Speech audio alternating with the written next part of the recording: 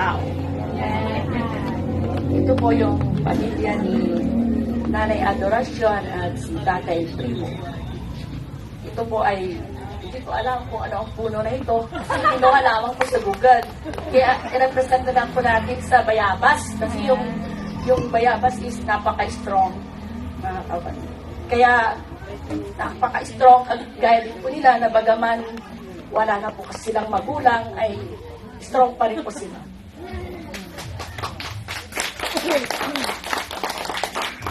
Nandun pa rin po yung pagmamahalan bilang pamilya, bagamat nag-iisa lamang po siya sa Pilipinas. So, ang ugat po ay si Apong Elias at saka si Apong Sina. Nakita ko po sila. Nandito na po ako nung si Apong Elias at si Apong Sina ay buhay pa po sila. Nung pinanganak ko po yung panganay, hindi ko namatay si Apong Sina, kaya hindi ko na po siya nakita. At ang kanilang bunga, ikapitong anak yata si Nanay Adoracion.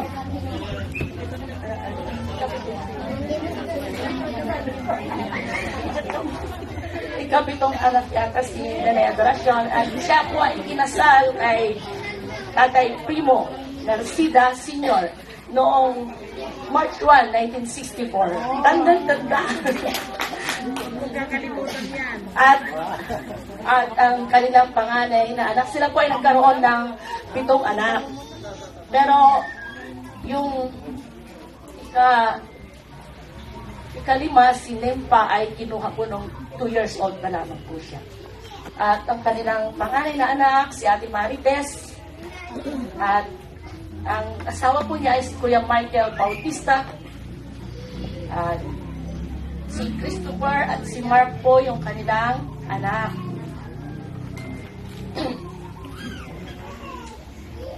Yung pangalawa naman po ay si Ate Dali at si Kuya Puri.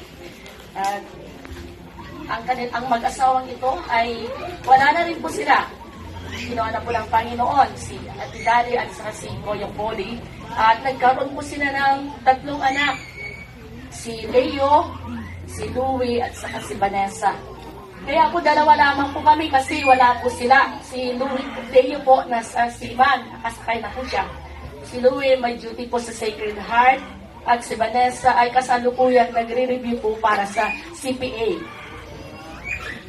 At ito naman po si Primo Jr.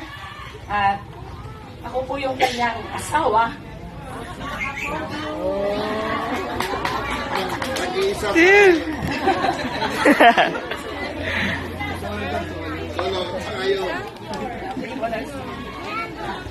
Kami po ay kinasal noong April 16, 1988 at yung panganay po namin ay si Jonalyn. Wala po siya, nagtatrabaho po siya, nurse po siya. Matanda na po siya, 35 years old na po siya. Pero wala pang asawa, walang boyfriend. At yung pangalawa, si Judith, 32 years old na rin po siya, wala pang asawa. Yung pangatlo ay si Primo Narcida III. At salamat sa Panginoon ay kapapasa lamang po niya ng civil engineer. Pero wala po siya kasi naopera po siya at kasalukuyan po siyang training para sa kailangan po sa trabaho. Kaya, 2 lamang po kami. At sumunod si Delma at ikinasal po siya kay Franklin Rose na wala na rin po siya, si Frank. At nagkaroon din po sila ng 3 anak, si Vivian, si Joshua at saka si Jacob. At gayon din po kay Clemente, kinasal po siya kay Grace na aking kapatid. At nagkaroon lamang po sila ng iisang anak. Patali. At yung bunso po ay si Caroline at ikinasal po siya kay Freddy. Pero meron po si anak si Caroline, si John Edward. Kaya, yan po yung Narcida Marquez family. Thank you.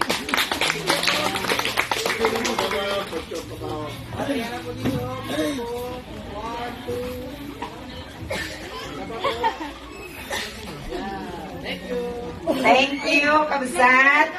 So, Parang ang humahataw yung mga manugang, di ba, anak? Oh, yung